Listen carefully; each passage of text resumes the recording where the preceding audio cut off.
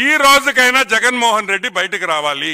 ఇంకా ఎన్ని రోజులు నీ కేసులు ట్రయల్కి వచ్చేదానికి ఎన్ని రోజులు నీకు ఈ కేసులు జరుగుతాయి? ఇప్పుడు 5,000 రోజులు జరిగినాయి.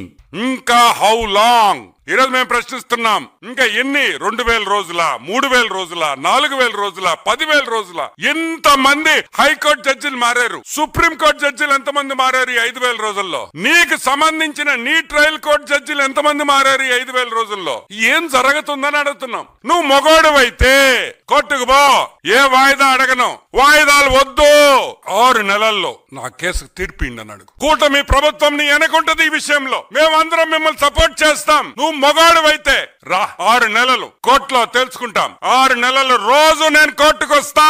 నేను ఖాళీగా ఉన్నా, నాకు పని బాట లేదు, బెంగళూరు పోయే బదులు కోర్టుకు వస్తానని చెప్పు. నాకు ఇంక ఈ కేసులు వద్దు, అటో ఇటో తేల్చండి అని చెప్పే దమ్ము ధైర్యం నీకు గాని ఆ కేసులో ఇన్వాల్వ్ అయిన ఎదవలకు అందరికి ఎవరికైనా ఉందా అని నేను ప్రశ్నిస్తున్నా.